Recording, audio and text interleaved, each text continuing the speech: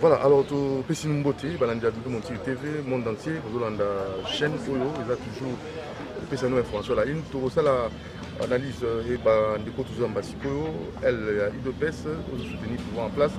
Elle il y a nous là, il y a président la Mouka. Pour comme il a ça là on analyse premièrement discours important. 7e sommet, ils ont qui na Nations-Unies et aussi de la marche des Bénin. Est-ce que ils ont toujours maintenu ou pas? Alors, les actualités, autour de la Natalelo, na Pessimbo TV, na sur la Nouvelle-Élan, bonjour, pour se présenter dans la Nouvelle-Élan sur TV, bah, nous bénir au nom de dessous. Oui, je réponds au nom de M. Claude Ngoma. Je suis chargé de communication de Nouvelle-Élan, qui est un parti de la famille politique Lamouka. Et donc, merci beaucoup Namikro Nayo et merci l'opportunité. Merci beaucoup Doudou Moutiri. Merci beaucoup à Congolais, nous sommes dans le monde de Mobimba.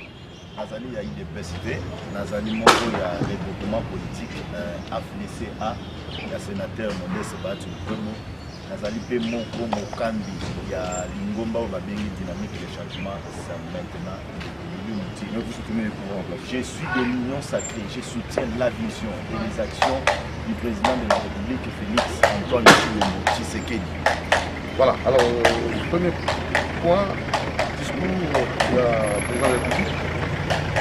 Tout un sommet, votre réaction là-dessus. Nazali kotonda mokonzi mboka Félix Antoine Tshisekedi pour la cohérence et pour la efficacité et puis pour la kolakisa lelo dans le monde que Ali président de l'Union africaine et puis Azali président de la République démocratique du Congo. La situation, le président a tout brossé de Konanga du Douna Congolais ba kolanda biso. Et belé balanda qui est en direct. Bandeko sur la question il y a état de siège et kolongwa masebo bele jour oyo kimia et kokota na parti ya S na biso ya mboka. En 2023, il y aura les élections libres, démocratiques, transparentes et inclusives. Motomoko bakobenga na ye azalité. Biso nyonso tokokenda maponami. Ba nyonso tous les lots bazali ko exploiter, bazali ko yiba illégalement ba minerai na biso ya parti ya Est. Bokonzamboka lobby esengeli na communauté internationale bakanga pe ba multinationale nyonso wana. Ponete no bango ba subir la rigueur de la loi parce que bango azali ko appauvrir mboka na biso République démocratique. Le chef est allé au-delà pour na ko réclamer 4 postes na niveau il y a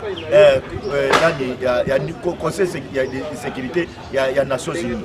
Bah, l'Afrique doit se retrouver là à l'intérieur. Le chef a tout dit. Et ce qui est important est que nous aurons les élections libres, démocratiques, transparentes en 2023. Nous avons 3,3 milliards de l'ONA, ma réserve stratégique dans le cadre de 700 millions. Ils allaient le lot dans le trésor public à Katambo Kanabiso. 145 territoires à Katambo Kanabiso. Bakobanda Okozwa 1 million. C'est sous la gestion de Félix Antoine Tshisekedi. Et Sengeli Bande Koubilo qu'on soit tout capitalisé Yango. Il a un intérêt, il a la volonté pour le développement de la République démocratique du Congo. Pour la bien-être Nabiso échanger. Et là quand on a IGF faire son travail. Kalami était cours de compte des installé avec l'appui de l'IGF, avec l'appui de la justice. Donc nous espérons qu'avec la loi de finances qui a été déposée à l'Assemblée nationale, 10 milliards, donc à bientôt là, c'est le Congo qui va se retrouver. Pas de jeu, pas de caresses. Il faut arrêter celui qui détourne, il faut arrêter celui qui vole, il faut arrêter celui qui pille le Congo. C'est ça un État dans un pays de Ronara de Mouti. Voilà, et le nouvel élan. Très bien, on compte directement dans l'entrée de jeu par rapport à la loi de finances qui a été déposée tout récemment par le Premier ministre Jean-Michel Sama. Alors, dans le projet de loi qui a été déposé, le budget bâti yango à la hauteur de 10 milliards de dollars. Néanmoins, nous avons un Sony pour le Congo. Nous mettons un biso précieux et mati motouya. Prix et mati, mettez les lots à la budget moko ya 10 milliards de dollars. Mon cher ami Didi Montiri, Doudou Montiri, Toali na PIB à 52 milliards de dollars. Base standard na biso à 52 milliards de dollars et Sengel na biso tous en budget à 15 milliards de dollars. On suppose que la fiscalité na biso, il faut ça na ba réforme. Donc, et c'est il faut la réforme de fonds et ça dans le domaine fiscal. Pour que une fois assiette fiscale est tombée comme il costaud, tu as un budget prêt il y a 25 milliards, 30 milliards. Mais les lots, dommage que là, un budget il y a 10 milliards et à l'interne, il faut pas y biso, les quoi a combien de solo il y a budget à 10 milliards de dollars. Mais à l'interne, on va mobiliser à peine 6,5 milliards de dollars. Et 3,5 étiquettes les mobiliser dans les ressources externes. Alors, tu as déjà comment on a qui se outil pour les canaux italiens. Parce que le budget à 6,5. Mais na kota la pratique na bango va travailler na budget à 3 milliards 500 millions. Allez-y comprendre. Budget à 6 milliards,5, mais va coquille pour mobiliser la recette na libanda. Et na yango kota la source na ko pese ba élément pour ba imboka ba mona ke biso la muka toza na antidote pour na Congo ou yekele. Na budget au bango ba otika à 10 milliards. Manque à percevoir na kati et ali à 27,3%. Pression, qu'est-ce que je veux dire? Tension fiscale na kati et ali à 6,7. Allez-y comprendre.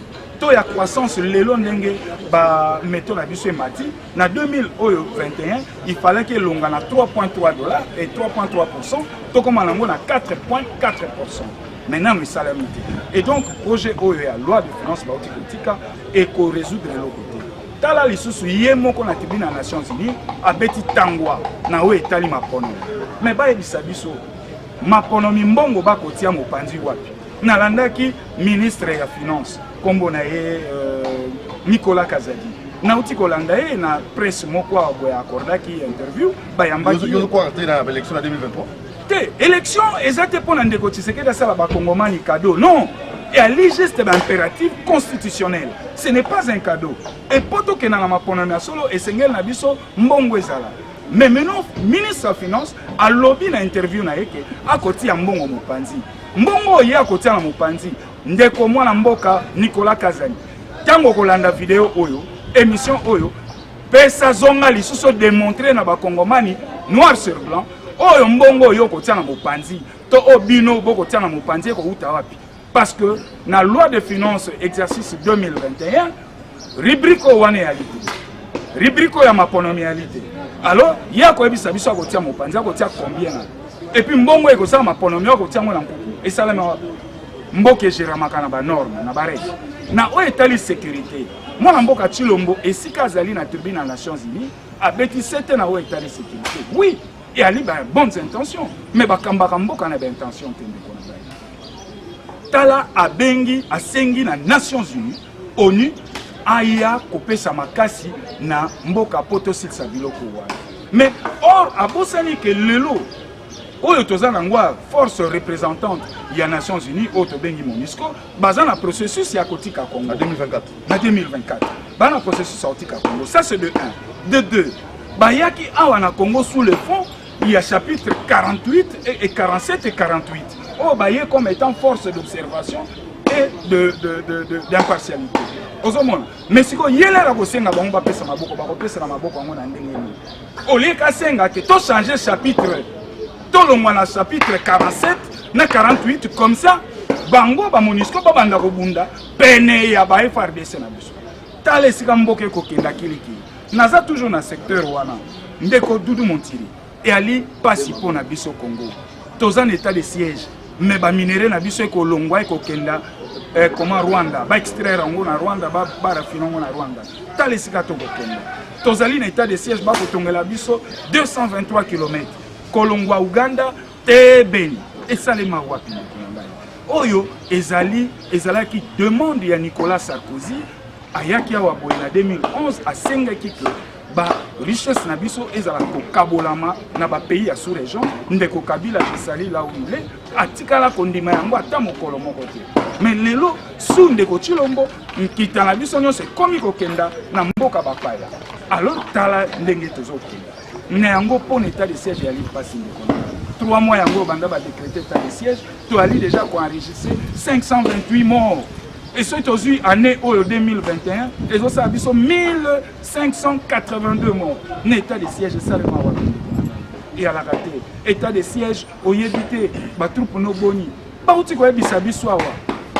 tolandi yango na bino batroupe étrangère américaine baye awa mais tala nani mission baye ekosengeli bakongomani baye baaméricain wana baye te mpo baya kobunda na biso non mission na bango ya liboso baye kobatela park tala nano biso toza na bitumba mais amérique mbala liboso na mokili ati mbongo na ye ati bamapinga na ye baya kobatela park oyo eza kozoba population tala mboka ndenge ekotekama tala mboka esika ekei na yango ezali mpasi tozongi na kati awa question na biso ya seni telelo ezokabola biso yango biso lamuka tosengi que le 29 septembre oyo bakongomani nyonso ya république démocratique du Congo tobima na balabala mpo toexige tripartite esale dépolitisation esalema autour ya baquestion ya seni et que bapartie prenante nyonso lamuka union sacrée FCC tokutana mais non pour un partage à pouvoir tokutana pour réussir consensus autour au etali maponami nabiso pambate dudu motiri na kosukisa wana loi ya seni ali organisation moko citoyenne seni ali arbitre on peut dépolitiser la CENI. Je vous dis oui. Non, la question. Oui. Marche. Dodo. Marche. Ah, ils ont avancé, papa. Il faut laisser les gens. Marche à Liboso, il faut la salle marche. Il y a un cas de Moutoka. Azo finga de kofinga. Il y a un cas de marche à Kumolo. Il y a un cas de Moutoka. Azo yisa muzite toi. Ngane mutu nazo commander marche. Il y a un cas de Moutoka. On laisse la marche. Azo wela kota la Moutoka.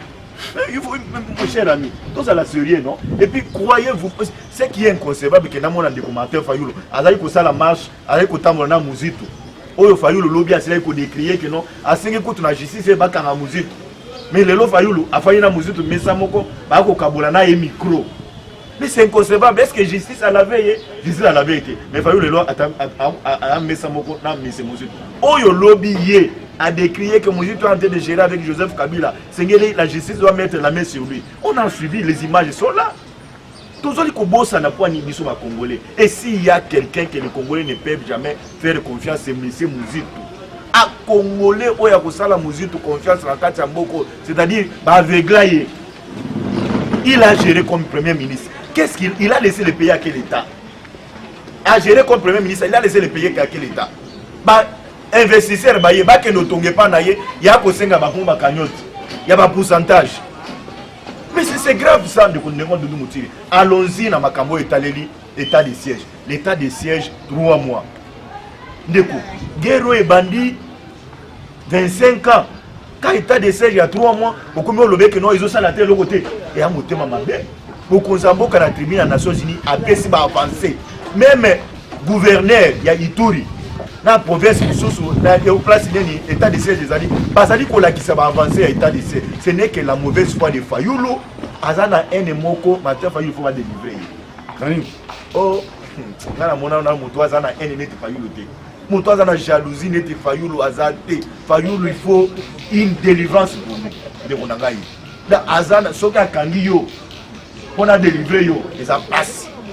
Et c'est vraiment. Quand on a la marche, comme on a la bande, c'est la maison de Jekoko, Makamanda, Jekoko, et ça y est la marche. Et tout vidéo, c'est Moutunaye, musicien, Azaki, Naye, Katabis. Il n'y a pas de filmé. C'est pour dire aux Congolais, Tshisekedi a la volonté, Tshisekedi a la bonne foi pour l'émergence de la République démocratique du Congo. On a payé 10 milliards. Est-ce que vous avez fait la marche avec il y a un état de droit, vous avez fait librement, la possibilité. Dodo, Nazo Yebisayo, na évité de Konangaï. Moi j'ai souffert pour être non pouvoir les lois à la boyer. Donc on n'y va pas marcher. Na lobinga, moi j'ai souffert pour pouvoir les lois. Pardon, Mourvani. Kabila magazé gayo. Na tika na loboko musapi nango e kangaka e bando kanga boyete. C'est sous Kabila. Et j'ai des traces et cicatrices na kati nzoto nangai. Na yebi que non blema ko pakula na miso. Na lingina yebisa boye. J'ai souffert pour ces pouvoirs. Je suis appelé à sécuriser ces pouvoirs. Donc on a que moto oyo akoki koya a déstabiliser ba institution ngai na kozala moto a liboso na combattre ye parce que pouvoir on na monnaie la passer tu sais o yebi na yebisa yo o yebi importance ya parti politique. Moi j'ai un parti politique ils allaient conquérir les pouvoirs et les conserver si longtemps possible. Tu ne peux pas accepter que Bantoné... Là, vous devenez comme Kabila. Pour comparer à Kabila, moi j'ai combattu Kabila. Et je continue à combattre le régime à Kabila, le système à Kabila, parce que Kabila nous a appauvris avec Mozito. Et je continuerai à sécuriser ce pouvoir. Congolais a assuré que moi, Maître Bazin, j'ai souffert pour ce pouvoir. Moutounion surtout à Koya, na esprit à Mabé, a dérangé le pouvoir. On a la moyen la passe. À Okuta, on a la balabala. Voilà. Très bien. Ndeko Doudou Montiri, Okoyoka, un na motema ya mwana mboka Bazin Pembe. Oko sentir que Alobia wa yaza président un parti politique. Donc ba parti politique a moi comme yele. Yé a koki ko aligner même combien de bourgmestres kakanato. Azali ta na idéologie politique mon côté. Motaboe a ko s'attaquer na mwana mboka Mozito. Mais tika na ebisa ba kongomani ba yebelo komoko. Mozito c'est un modèle de gestion na RDC. Mozito aye azui biso te na nyongo oyo Mobutu adefaka. Tozalaki na nyongo ya Banque mondiale awa il y a 14 milliards de dollars. Mozito akoti a serré ceinture, to fouti yango te to atteindre point d'achèvement. L'initiative PPT, le pays pauvre très endetté. Mozito a longoli biso na étape wana. Mozito a tike libiso na réserve 1,8 milliard de dollars. Mozito a tiki budget au bango lelo azokima bako sela lelo. Akimi, basé bazo Okimi, basé. Bazo Okimi. Oh bango lelo bako sela. Esilité yaka. To ali awa. Zonga Okimi yaka, Okima te, demain de continuer. Okima te basé. Zonga. Ali na bango akokima. Yaka Okimi. Bate oya koloba wa kozoba population. Makambo ya lokuta pona o Italie. Mozito ali modèle de gestion. Mozito akuti akomi premier ministre. Akuti awa na RDC to alaki opératoire. Mozito alongwe. Nana okende bokome lo bana kimi na kimi. Aseyo bido monte na bina okende. Azana ba course. Course te papa. Course papa. Okende mais on va bamboka. Na boigo itana salaka, na boigo itana salaka. Je suis appelé à. Est-ce que vous pouvez aligner ba promesse na partie na yo? Ah la makoki. Donc on se comparer na Mozito ndenge atuni. Oh, d'abord congolais yokangai. Nazali kopesa ndeko na ba élément. Ngana kosaka te. Ba congolais batala la décision oyo ezo nommé Ndeko Blanchard Mongoma comme secrétaire général. Il y a nouvelle élan. Mozito a tiré la signer décision. Nazo tindela la permission na otindela. Ce n'est pas Mozito qui a signé dans cette décision là. C'est un certain Alain Mboma qui a signé dans cette décision là. Un certain Alain Nazo tindela Doudou a balancer dossier document wana. Donc ce n'est pas Mozito qui a nommé Blanchard. C'est un certain Patrick Mboma qui a signé la décision nommée Blanchard Mongoma comme secrétaire général. Mozito va le baquer non à la nouvelle est là à la autorité morale. Autorité morale à partir Zakayayete. Et ça parti c'est Patrick Mboma. Nazo tine la document ils ont nommé Blanchard Mongoma. Il est conscient. Ça c'est grave. Aux la grade ligne Je suis le chargé des questions politiques. Qui t'a nommé? Qui t'a fait la décision? Nana nommé la décision. Mon cher ami, je suis nommé par Paulin Mboma. Ok. Alors nommé par Paulin Mboma. Qui est Paulin Mboma? Ali, président du parti politique Nouvelle Langue et que Mozito Ali, autorité morale. Moi je ne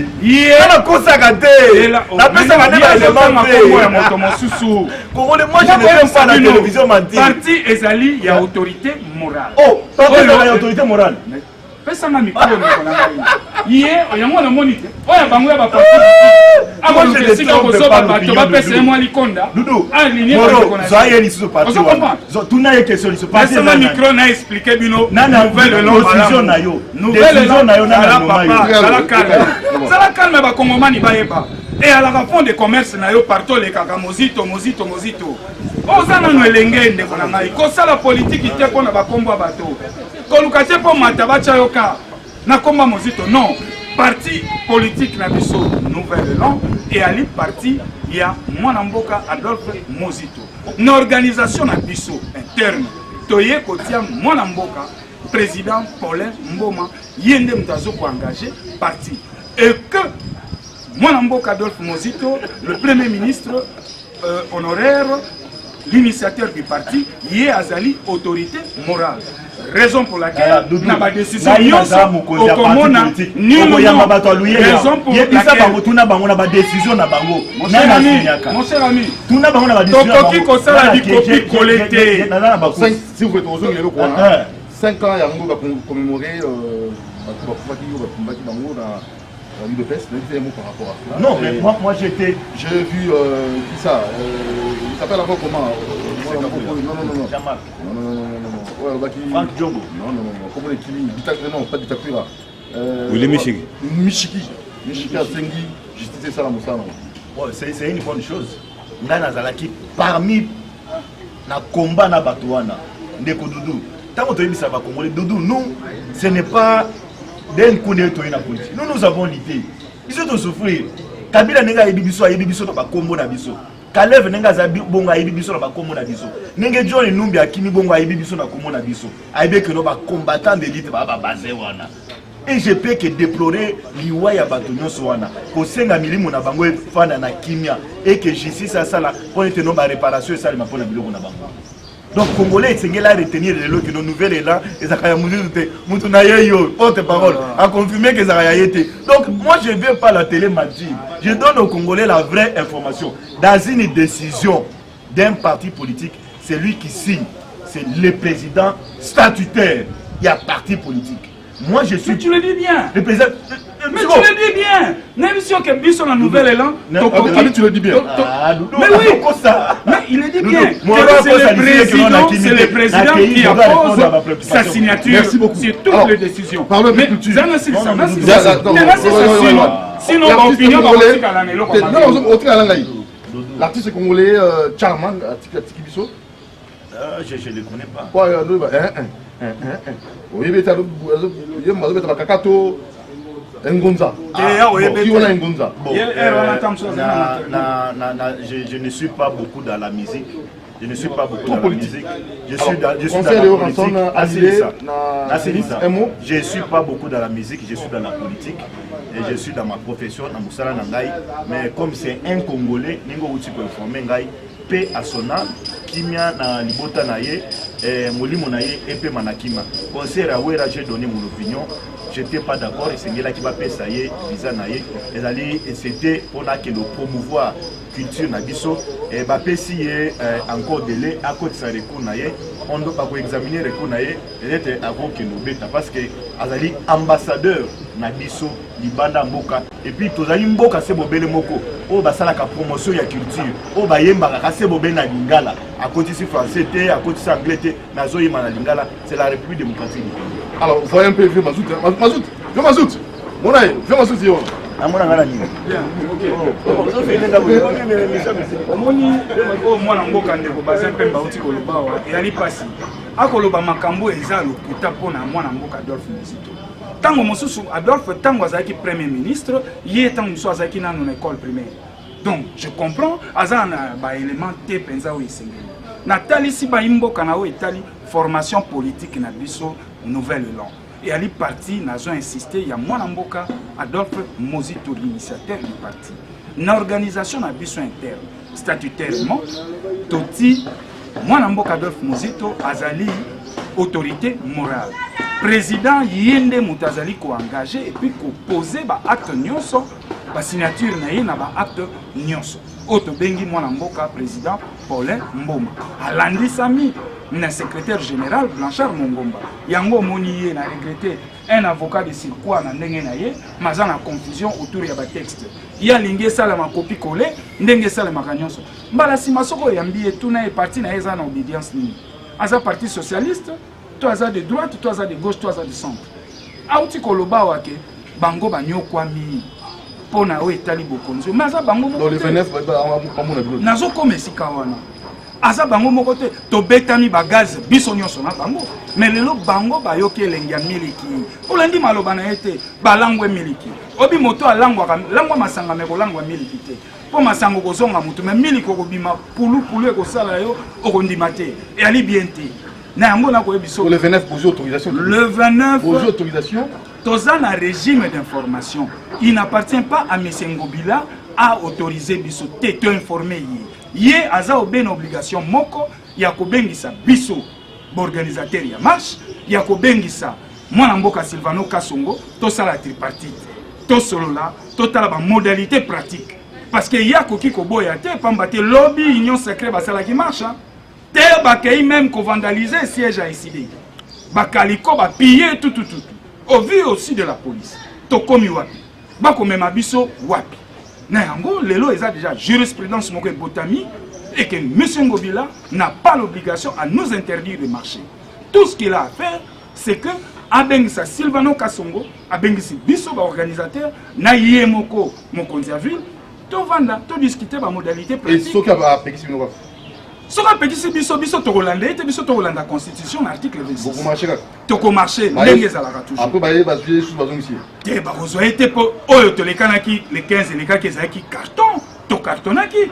Pambate police azoki mosala beti bagaz akangi ya kokanga wa yango na kolobate IDPS ya lili babe lelo kozwala na bato ya IDPS ba kokamba biso ya lili babe na lingala to benga ngo yombo ya li yombo nani kotala ete ba avancée démocratique nyonso to bondi na bango pendant 32 ans lelo balangwe bokonzi ba démocratie ezali wapi? Est-ce qu'on peut dépolitiser? Liberté d'expression ezali wapi? Nazo yesika wana liberté d'expression ezali wapi? Droit de l'homme ezali wapi? Liberté ya presse bino bapanzi sango ezali wapi? Tango bako kanga bino manu militari bako tia bino na sima Bercy bao bayibi Bercy te ali piqué po wana boye ya ba police batio na sima kiti okomona ngo wana tokomi wapi?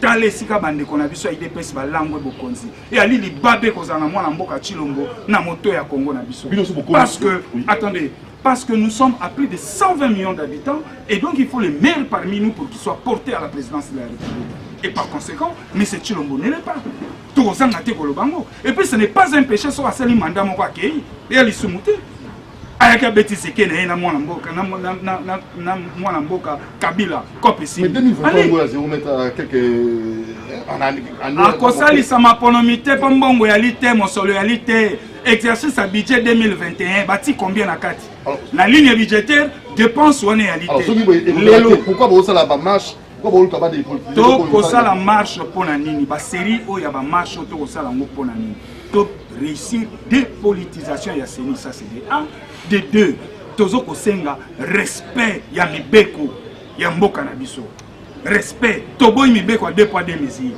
nako bando biso ye moko kolela ye mtaza magistrat suprême mais akolela ye moko ye bisanga ye mwana mboka etene longondo ye wana za libanda te azu liberté provisoire na ndenge ni toloba te bemba nani awa Kamere combien de liberté provisoire demandé à plus de 6 batikala ko accorder yango te bongo kaka eteni longondo azu yango na miracle ni tale sika bande ko na biso ba komema biso pamba te bango nyonso bali libota politique moko lelo o biso to bundaki na bango tale sika to komi na yango na ko biso marche oyo to ko sala na oyo ya le 29 septembre bana mboka nyonso babima libanda bakongomani nyonso boyoka mbela ya présidium ya Lamuka Martin Fayulu na coordonnateur en exercice ya Lamuka mwana mboka Adolphe Mozito bobima bino nyonso to mema pouvoir te na suka tala l'état moyini tala l'état moyibi rame komi wapi lelo lisolo rame ko beta masusu rame komi wapi ozana mwa unité na ya risque tie boye babendi nyonso l'état sala ka mbongo te likola ba population na ye to komi wapi soso balaka ki biso kiti obe na Facebook soso kiti pise mati biso batata to koma na ndako tu na mama pilipili ya pote pilipili ko mona na suste na wenze mati ko mitalo na yango nde régime oyo ndeko na ngai régime oyo eyali régime ya soni ko banda Kongo banda tele na ko ebisa na mokuse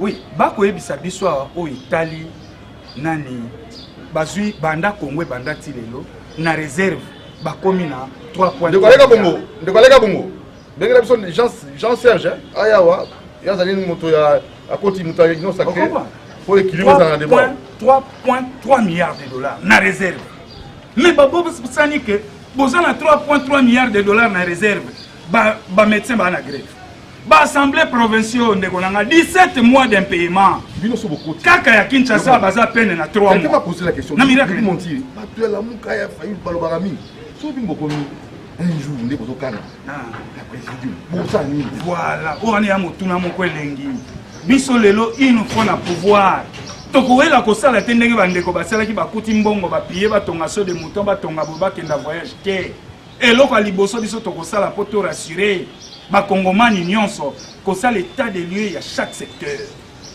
kosala état de lieu ya chaque secteur kobanda na l'armée kokenda na justice kokenda ntina bafinance publique na biso omoni eloko ele bango nzoto lelo basutuki 1 milliard moko boye ndeko raisi atika mopanzi bu projet basoti moto ebotami retro commission bimi bokanaki likonda wana te bokuti yango bakamo lelo pandémie mpe ezangaki te eye kozwa bango en plein fouet bafukami baza na discours te ya koloba obekolaka oyebi mwana mboka Tshilombo eloko na ndimaka pane aza na qualité moko ayebi koloba soki azalaka pasteur église ekozala plein pamba te na maloba na ye aza capable même à promettre bino lola moko so yango te wana yende wana zuwa te zuwa ya nini amwana mboka neti biso te gestion na ye nde tokokritike mais kotala boye aza na éloquence moko ekoki koséduire na yo mais soki ocheke ye na kati eloko eza te ndeko na nga na régime oyo litombe eza te zero zela wana mbote ndeko awa tozolanda makanisi ya mwana mboka oyo azali kokamba oyo azokonza Norbert Luyeye. azokomba ntango Norbert Luyeye mwana mboka Norbert Luyeye président national ya union de républicain na mwende wana okotambola naye azotala yo penza oui effectivement ndeko Feli Mawila oyo azali moko ya bacommunicateur ya union de républicain alors bino bozokanisa nini awa olandi nouvelle élan bino na mwana mboka Norbert Luyeye bozokanisa nini mpona mamboka na biso d'abord discours ya mokonzi ya mboka et des propositions concrètes mpona oyo etali mboka na biso vraiment kolanda discours ezali bagenre ya badiscours oyo si tomona toyoka tant de promesses ndenge tote koloba discours de bonnes intentions badiscours nyonso ya kitoko soki mboka ezalaka construit na badiscours RDC linga ozala parmi le pays le plus développé du monde na badiscours mais soki okoti na niveau ya misala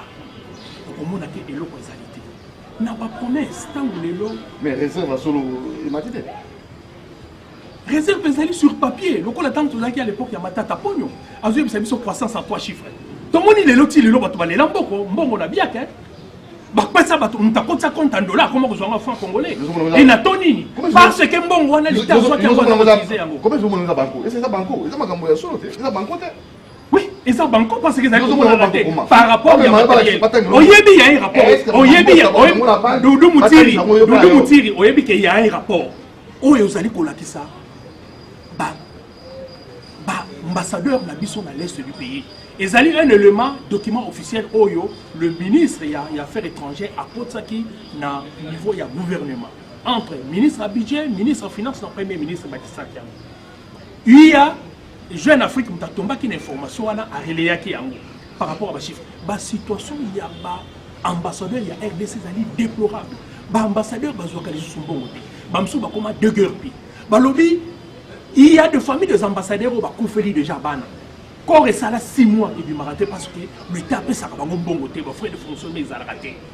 Alors balaki si ba chiffre na chaque pays oyo ba devoir na ba bisika pour na ba maintenir ba loko na bango pour na misala pour na frais de fonctionnement pour na ba ko futa barrière.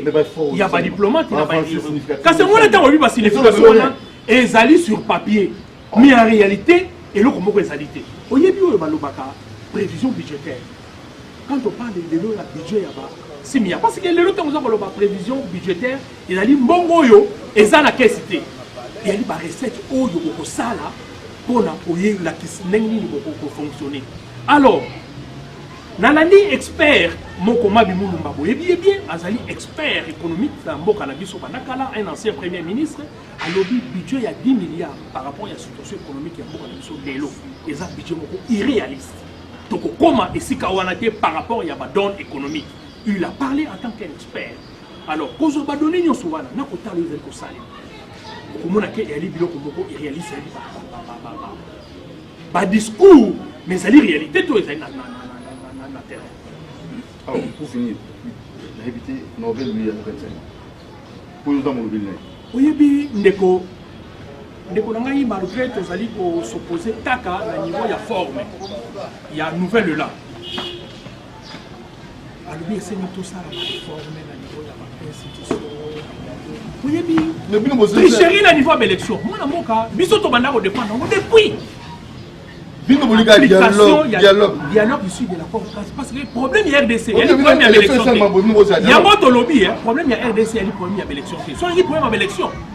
RDC situation donc on a déjà donc comme il 40e cycle électoral. Tous en 3e cycle électoral, au lelo ils ont apporté mission bien. Accord cadre ezali traité international. Ezali appuyé la résolution 2098 pour na kosenga ba réforme na niveau institution en boka. Na ba niveau régional, c'est-à-dire ba pays oyo toza ko tangama na bango, oyo bazali ba agresseur ya RDC. Bazwa na ba engagement na bango esengi baza ba appliquer la table ya négociation pour na ko bimisa situation donc RDC na situation. Crise ya RDC a une crise moko politico-sécuritaire. Tout ça quand on a problème de l'élection, les élections ils ont panacé. Tout comme ça l'élection l'élo, l'objet situation est changée. Tant que makambo fandité, on a voulu développer un peu la vision, on a voulu arranger tout. Et c'est que la vision il y a un moment de défendre la réforme et que ça installé là, na cadre il y a dialogue. Ndeko Félix à moment moko molandi on a pour appliquer la suivi il y a accord 4. Mais malheureusement batouana basala réellement musala na bango tetan bala musala évaluation ba projet wana na bitema na ba cabinet na misala na bango basala ka pona koluka ko rejoindre accord cadre na musindo na yango ba meka ko porter ba conseil na Ndeko Félix pona ko appliquer ba accord wana. C'est ça le problème. Il y a un moment biso to telemela makambo ya dialogue accord cadre. Biso tant que pour défendre l'accord cadre, tant wana même ba député, on va d'aller censé ya pour rectifier. Il y a pour accompagner, il y a pour débattre, l'accord wana ba traité international bazalaki na contenu na beauté. C'est par rapport au débat, par rapport à l'évolution des débats, ne ba senga ki baye ba le contenu na go. C'est un texte oyo ba solution RDC. Oyebi tant on a tricher na élection. Les années d'échéance belé. Tu as une institution où il faut valider, où il faut confirmer l'élection. Même à ta série à Salissi Amo, et qu'on est en instance pour aider Salama qui le pour mettre en place. Au Baïm Sakibiso, va député, va les années électrons libres, la Cour constitutionnelle. Instance ali Kolo, il y a sommet en Boka. Baïm Sakibiso, va député, va les électrons libres. Les alliés extrêmement. On fait rêver Bisso. Les alliés extrêmement graves. Et comment vous voulez et ça en réalité, ce qu'on a dit lundi le 13, représentant de l'Union européenne à Zanakiaou, Américain qui a brossé d'une façon globale la situation sur la RDC. Et a recommandé qui n'a pas congolais va rapidement dans le dialogue. Et il y a avancé qui même la date, il y a le 30 septembre. Il y a un moment de Félix, à Bengi Saki est pour la Kosolo Lanaye, Aye, Bama Kanstaye, Zalinini, et à le vide pour la Nini. Ils ont fait des études à Monaki dans le moment où ils allaient. Les élections, ils allaient panasser qui vont organiser des élections. 2023, l'élection, vous allez côté. Tant que le lobby a proposé préalable sur le plan sécuritaire, il y a un lobby, ils allaient du son, il y a Fongoli. Aïe, il y a trop qu'elle était. Tant que Bangomoko, dans la session en mars, le président, il y a les deux chambres, les cas qui devant la presse. Le lobby est que Tokoki concourait dans l'élection qui est préalable pour la Bango, ils allaient recensement. Na identification de la population. Alors, ils ont des moyens pour le faire. Dans la condition sécuritaire de l'Est du pays, pour recensement, identification pour ça. Pour recenser Nani. Pour nous qui peut exclure les sous catégories de la population. Pour que se sentir concerné dans l'élection et pour ça. L'objet va être engagement de Félix à 4 jours de prestation de serment à l'oublier à parachever les élections, c'est-à-dire à organiser les élections locales. Si le ça, tout le monde va devenir un bourgmestre. Voilà, notre opinion, pour nous, il y a une vote une élection. Il y a un photo. Oui, comme on a dit, Jean-Serge Mwanda, Nazali coordonnateur, il y a Ligue des serviteurs. Où ils ont en gestation comme étant parti politique par rapport à la vision honorable Tigny. Alors, qu'en pensez-vous? Discours à président, n'a pas choisi le pouvoir. Bon, élection, je te connais qu'au Loba, je te connais qu'au Kanissa, mais le Koliboso n'a pas de Loba, n'a pas tout, bazol en abisso que na Congo, ils ont un monopole, il y a vérité. Et il y a ce qu'il y a lobby. des vérités wana de yango de batu nyonso tout il faut balanda. Donc na Congo toza na mutu moko te za na monopole ya vérité. Donc même yoza na ndako ko pesa no pe point de vue et l'équipe ya bato nyonso tout te peto yebi comme état acteur politique. Alors par rapport à discours ya chef de l'État, c'est tout à fait normal. Chef de l'État mon côté ko yiko kende na session ya munene lokola marge wana akende yake koloba auto exposé to asala donc na ba discours nyonso ezala ya ba président des États-Unis ezala ya ba nyonso ezala toujours na langage mi parler na kati ya discours, langage diplomatique na langage politique. Donc bango nyonso tout et yepelo tout en étant président de la République démocratique du Congo à s'inscrire dans la même logique wana. Il faut payer dans le langage diplomatique et puis dans le langage politique. Ne yango biloko ya sali. Alors s'il y aura élection en 2023 mais bon toujours c'est la session parlementaire et autour président de l'Assemblée nationale même il y a Sénat balobi que non atteindre à niveau de la confession religieuse pour que batinde na bango numéro ya plutôt comme il y a président il y a Seni et puis bah délégué on va composer bureau donc va atteindre yango. Voyons voir ce qui va arriver. Ce qui est réellement la 2023 élection aux Alaté. Mais c'est pas un problème. Le ciel ne va pas tomber sur nos têtes. Donc s'il y aura moi d'ailleurs c'est une brèche. C'est une brèche je ne sais pas, ça n'engage que moi. Président Martin Fayulu a sengaki que non. Le 29 élection ni match. Oui, voilà tu commentaire on a noté. Donc à sengaka qu'il faut pas kutana pour trouver consensus. Si réellement il n'y aura pas élection, donc certainement il faut pas trouver consensus. Ça va toujours à l'intérêt du peuple congolais. Et que ça la terre comme détruire. Non, biso tokolia biftek, biso toza toujours na eloko. Omoni l'une des choses mboka na biso tozo souffrir na ngweza nini. Toye na politique, ba grand frère na ba aîné, eza na mutu moko te. Dudu okoki koyebisa ngai oui, okoki koyebisa ngai oyo congolais a futité na mambo politique. Zwa ba opposant nyonso tango Kabila ye ba opposant nyonso peuple assez a futi bango. Ba zui ba poste pour bakende kuna ba changer situation mais tant baké ba balukeli peuple wana et aujourd'hui c'est l'IDPS qui est au pouvoir. Yomoko ozomo na situation sociale, ils ont un peu à revoir. Donc eza na batu moko te ba oyo tokolo ba non politicien wana yeso ya zui mono azui bokonzi lelo bato magique Congo gogo. Donc tozaka na ba de gege oya ya lobby oya ya lobby otaba opese poste 5 millions de dollars ngambo Brazzaville bakanyie aye kosamba do mbongo ya Congo zo kende ngandengwa. Alors nous proposons biso tolobi biso na ligue des serviteurs d'abord eza idéologie na biso vivre pour les autres. Donc pendant que bango ba banda ko discuter biso tozo ko enseigner idéologie wana ya vivre pour les autres. Totalisa ba congolais que ceux tozo vivre pour na yo moko effectivement ozala kaka muyibi ozala escroc ata ba pression politique ata oyeli biso français oyo botangi po bato bakanteke so atangi français bien lobi ngo kitoko ndeye ne mtu mayele ndeye na robo msambo nzoka bato nyonso balobi français kitoko basali ata tonga te ata eloko moko te donc français wana esememeli ba congolais rien. Alors biso tokotika bango ba discuter biso tozo ko s'enraciner biso tozo ko enseigner vivre pour les autres. Donc na kosa la politique pour na ngate na kosa la politique pour na ndeko azana pembeni na ngai à trouver le bien-être. Na kosala mbongo ya l'été za ya ngai te ezali mbongo oyo ya biso nyonso ba congolais pona toyeba kobongisa nzela na baveni na biso toyeba kobongisa bilei ekotela butu nyonso ozwa yango lelo ko imaginer ndeko nanga dudu congolais à part moi wenzenda kokota mais même eloko kolia expatrié ne mutazoteka yango. Est-ce que vraiment il y a un problème? Biso tozaka na élection te. Or élection est pour avantager kaka bato bazoluka élection. Bana na bango na poto.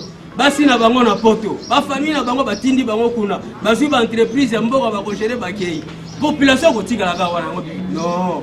Biso vivre pour les autres. Marche le 29, qu'en dites-vous? Non bon, marche le 29 nana ko. D'abord il y a expression démocratique. Ezali expression démocratique. Biso personnellement, à niveau de la Ligue des serviteurs, toza même pas contre la yango. Donc souhaiter si ça sera vraiment possible. Tozo c'est un hôtel de ville. Tous un régime de formation, tous un régime il y a une autorisation. Ce qui la mouka a la marche c'est tout à fait normal. Bon, bon accompagner, bon instruire la police et accompagner la marche na bango. Et si vous avez bandera, si vous avez soutien là. Et ça une marche, c'est une expression démocratique et puis libre. Voilà. Et pour conclure, et pour conclure, tu relancer un message. Si vous avez besoin de rejoindre la Ligue des serviteurs, on va retrouver solution. Mais il y a la Ligue des serviteurs de réfléchir ensemble à l'idéologie de la vivre pour les autres. Voilà, alors mot de conclusion. Non, avant comme on a mot de conclusion, on s'est pris à recadrer les Bango va vivre pour les autres. Pour les autres. Un projet, c'est qu'il y a Congolité. Mais là, on coupe dans le plateau. Et où tu pas à Noël Tchani. Bah, il peut sentir une pouloulou, les mains copo, côté on a parlement. On va vivre pour les autres, ou tuer les autres. Non, mais. Congolité. Non. Nationalité. Congolité et ça Noël Tchanité. Ce qu'on suit, constitution punitive, il y a honorable Ntingi, il y a bien. La carte de constitution punitive, déjà, tu le à Congolité. Mais peut-être qu'on insister, dossier Congolité, dossier ici à Moté. Tu as parce que tu n'as jamais côté à la et ça qu'on diviser les Congolais des pères et des mères à cause de la divisée. Comment vous imaginez que vous avez Libanda, à Yéna Congo, à l'Yenda dans le monopole pour exploiter diamant, Yéna dans le monopole pour exploiter cuivre, Yéna dans le monopole pour exploiter, Biso Tobete la Kema Boko, Biso Bakongolo Tika la Babola, Yende Sigo faut appeler ça Biso Bambongo, Toyembe la Gaye, Tobine la Gaye, Kabila Biso. Non, Congolais des forces ou diamant à cuivre, on a exploité Yango. Donc, comme la Congolité, c'est que Noël Tchani a l'émission de Gualobi. Non. Et ça, c'est un enjeu politique. Le quoi, tu as dit, les canissus, tu as une proposition, tu as dit, tu peux porter Yango, Yango, mon avis, tu peux porter Yango. Mais le quoi, la paix, priorité, tu as un programme, il y a rentré parlementaire. Biso aussi la biso ni chaud ni froid parce que tu dois s'attendre les côté. Mais tu peux continuer combat nango.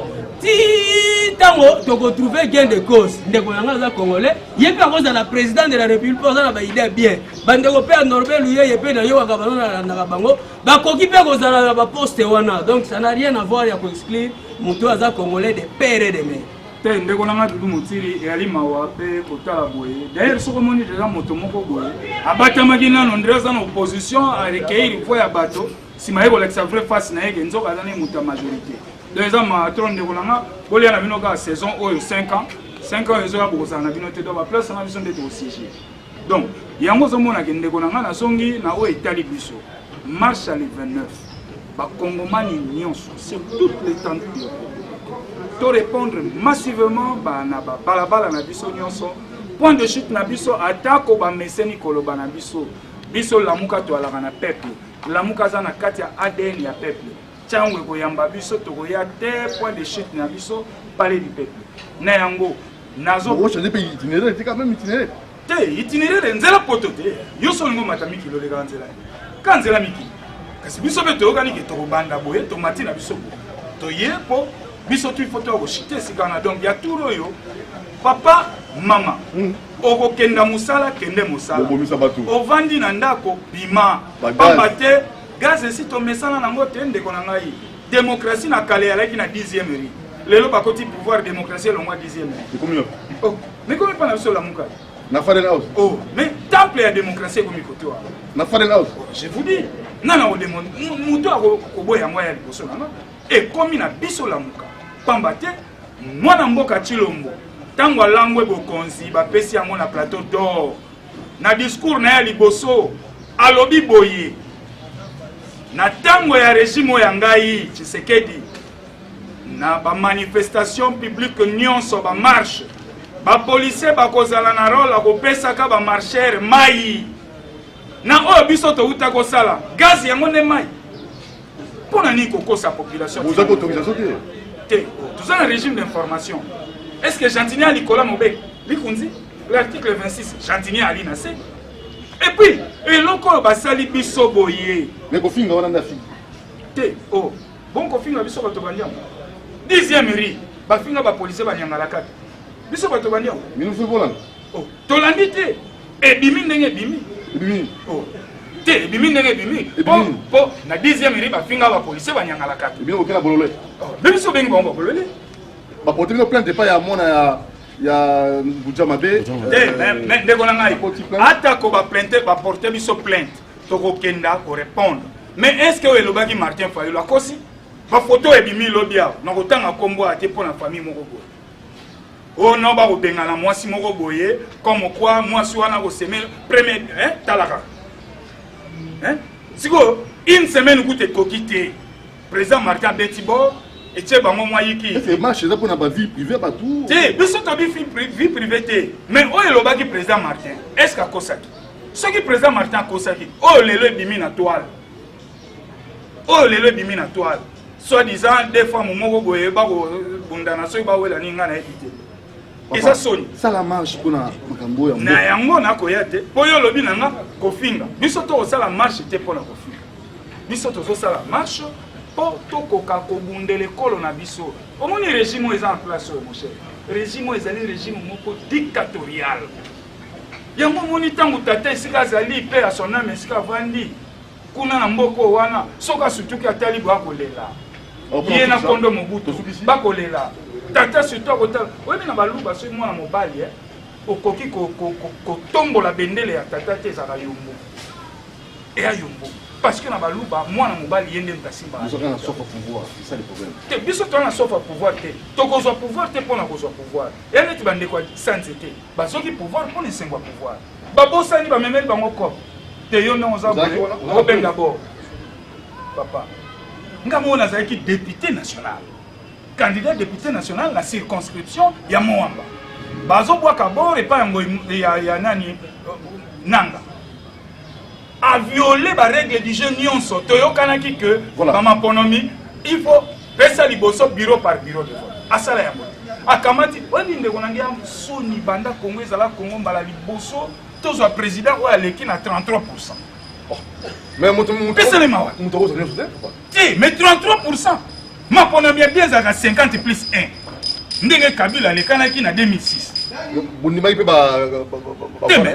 mais ya Kabila ezalaki clair asali alliance na 3 partis ya minene Idemo, Palou et puis Kodeko bango misato bakei yebisanga siko oya ye alliance abatumi bale traçabilité ya résultat ezate ya chiffre ezate conséquence yango ezalaki nini lera koti tala ndeko Tshilombo esika tie biso na potopoto na mokuse mpona silisa a requalifié majorité na katikati ya législature lelo conséquence yango eza nini okomona mutu mususu aza na opposition parti moko eza na opposition mais eteni na ye bamembre mosusu baza na kati ya majorité siko tala confusion batie biso bo tokomondre cheval de deux moko aza na kati moko FCC cache no bloqué mboka FCC cache bon bakabwana te wana partenaire na bango naturel kope utaki na kati bayebi FCC cache déjà pas ça divorce te divorce ya lata ti lelo c'est le même oh na ba lotangelo ba kombo na bango ba député nyonso baza na baza ya FCC mais baza ya union secrète une autre émission peut-être au côté en profondeur pour conclure merci beaucoup merci monsieur Doudou Montieri. Oui, pour conclure. Oui, merci Ndeko. On a conclure. Oui, mais nous c'est sûr que la vérité. Les lots, situation économique, ils allaient chaotique. Le bio habite la question du discours, on va conclure. Les lots, ils allaient sous-souter. Le bien qui va bio d'avion, les lots va voir les katani. Bambo Kanyon va voir les katani. Situation politique, économique, politique, économique très grave. Alors, la seule voie pour que la situation parce que les élections yango ezali kaka nzela te yango ezali lobi côté parce que tokei élection tokei na lobi côté et sengeli na biso okende autour d'une table pour tout ça là évaluation ya ba question nyonso o ezali ko bomba o ebomi mboka po toyeba ndenge toko kotambola toza déjà na document o yaki négocié par les Congolais à la présence de la communauté internationale au Tobengi accord cadre. Ils allaient renforcer la résolution 2098 des Nations Unies au Bassali, mesures d'application, donc mesures d'accompagnement, il y a accord cadre pour matérialiser, pour les locaux réaliser sur le terrain. Il y a un gros bisou qui défendre depuis. Alors, quand la makamnenge yango ezali kolekana ndenge komi lelo. Tango ndeko Félix a koloba na tribu des Nations Unies, mapona ezali kasi toli kotala na priorité ezali makambo etali sécurité. Alors Il y a lobby sous que tant que problème sécuritaire aussi la tête, il y a l'état de CST. Ça signifie qu'il renvoie à une date inconnue. Alors, si tel est le cas, il est tout à fait normal que les Congolais, au lieu de la élection, total en Italie, situation globale, total ensemble, parce que ce problème sécuritaire, c'est un problème où ils allaient concerner tous les Congolais. Tous se retrouver autour d'une table pour étudier, pour appliquer accord cadre, où il y a réforme structurelle, il y a une institution, même le gouvernement, le parlement, l'armée, la sécurité, le service de renseignement, la justice, nous se faisons la réformer. Alors, il faut que l'ensemble des Congolais va dégager consensus, va trouver ma grande ligne sous forme des états généraux. Il y a situation, il y a Mboka, on a connu Banentoro Kobima. Kambo est allé à Seni. Comment Seni cause à la composer? Et cause à la débattre ou bien ça la résolver le problème. Mais quand on longoli problème, il y a élection. Donc qu'on traite à côté comme si c'était le problème où ils allaient au Mboka. Alors que le problème où ils allaient réalité au Congolais basaï nango, tu as une situation sécuritaire, tu as une situation sociale où ils allaient ronger Mboka lelo, un paiement économique total, survie. Les Congolais vont vivre exactement pour s'en sortir. Toutes les promesses au Bapesa, ils allaient vraiment en berne. Et Télémi, ils ont évolué. Il y a un peu de Congolais, tout fan autour d'une table, accord cadre, ils allaient la voie obligée. Tomoni Guinéawa. Compter à violer la constitution, à organiser l'élection dans Nengenaye, les lots sortent dans les alliés. Mais la situation est occupée comme en RDC. Ceux qui te prennent de garde avec tous ces foyers de tension, ils allaient au Sarem. L'objet Tomoni, Bapekisaki et Mitnani marche, il y a la Mouka. Mais l'objet Tomoni, parti politique Oyo, le gouverneur a sali. Sali marche, Keiti Kochité, Kosakaje, bien. Il y a parti politique ici. Alors que Kalamingi était Wouti, qu'on ça la manifestation, qu'on célébrer journée, il y a des martyrs, il y a lutte dans Bango. Alors que l'Obi Kaka Bango, Bakiti na siège, il y a échidé. On a massacré, qu'on bébisa, qu'on bouka bilokaba. Yezali Lobi, Yezali n'a pas film, Yezali Wada, qui est sur le terrain vivre. Merci beaucoup. Yezali journaliste, ils ont mieux informés que moi. Alors, ce sont des informations, moi j'ai vécu ça. Merci beaucoup, à la prochaine occasion. Merci beaucoup Moutiri. Vraiment, c'est moi qui vous remercie dans vos opportunités au Pesarabiso. Tant on est sur Yako Lakisa. Vraiment, mbote comme na mwana mboka ndeko Norbert Luyeye. Oyo azali toujours à Simba Bende na ya kendaka ni de gauche ni à droite. Tozali ba député ou benga ba député révolutionnaire était à Sali Mibeko, le bien Niati Mibeko na ye, à que ça une nouvelle majorité, bazoye ba ko se repositionner. Merci beaucoup. Merci. Alors, merci à Moron Djambé, merci à Alain Kabongo, abonnez-vous massivement à tout mon de télévision, vous contactez Bisso, vous m'avez sur WhatsApp, on a plus 243 89 61 52 634, plus 243 89 61 52 634, c'est votre chaîne qui vous aimez bien. Ah oui, Dali, vérité pour nous. Ciao.